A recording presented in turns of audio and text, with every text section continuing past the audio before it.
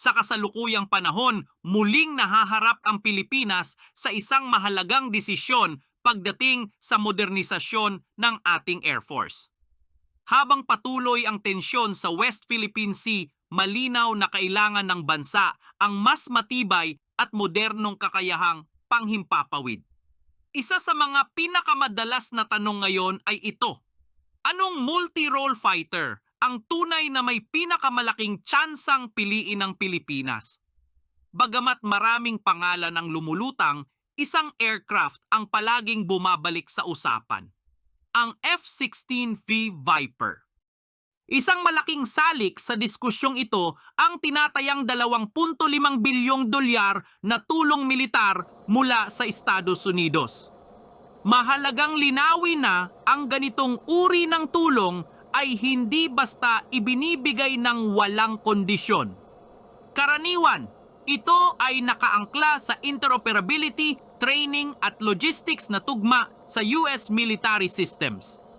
Ibig sabihin, mas may tsansa ang mga platform na madaling isama sa kasalukuyang istruktura ng US at mga kaalyado nito.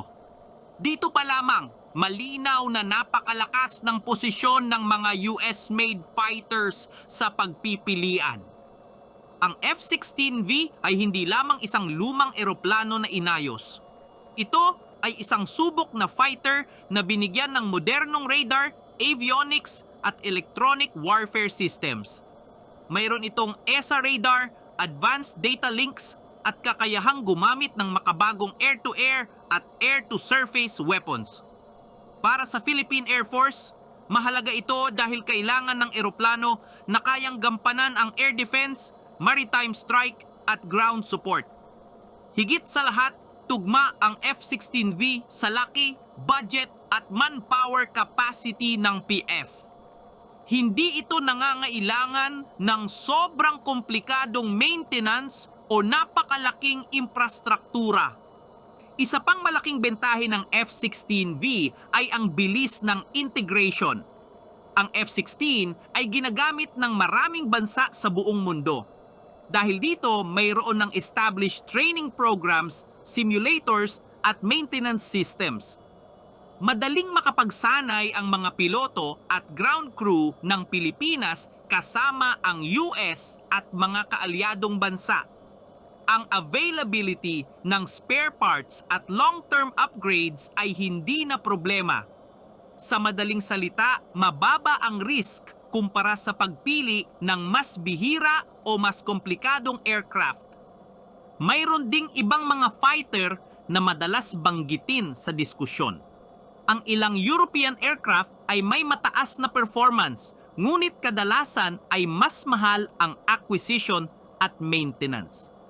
Mayroon ding mga limitasyon kapag ang pondo ay nakaangkla sa US assistance frameworks. Sa kabilang banda, natural na pumapasok ang F-16 FIFE sa US support ecosystem. Mas kaunti ang political at logistical complications. Sa pananaw ng risk management, ito ang pinaka-praktikal na option. Ang pagpili ng F-16V ay hindi lamang technical na desisyon. Ito rin ay isang malinaw na mensahe sa rehiyon. Ipinapakita nito ang mas malalim na integrasyon ng Pilipinas sa US at mga kaalyadong bansa. Pinapalakas nito ang air defense, joint exercises at coordination sa himpapawid at karagatan. Hindi ito tungkol sa provocation. Ito ay tungkol sa deterrence at pagtatanggol sa soberanya ng bansa. Sa ngayon, wala pang opisyal na anunsyo. Ngunit kung pagsasamahin ang usapin ng pondo, interoperability, training, logistics at regional security, malinaw ang direksyon. Ang F-16V ang lumilitaw bilang pinakamalamang na multi-role fighter para sa Pilipinas. Hindi ito ang pinaka-engrandeng option sa papel. Ngunit ito ang pinaka-praktikal, pinaka-suportado at pinaka-angkop sa kasalukuyang pangangailangan ng bansa. At sa modernong depensa, ang pagiging praktikal ang tunay na lakas. Kung nagustuhan ninyo ang content na ito, like at subscribe po kayo sa Pare Koy Military.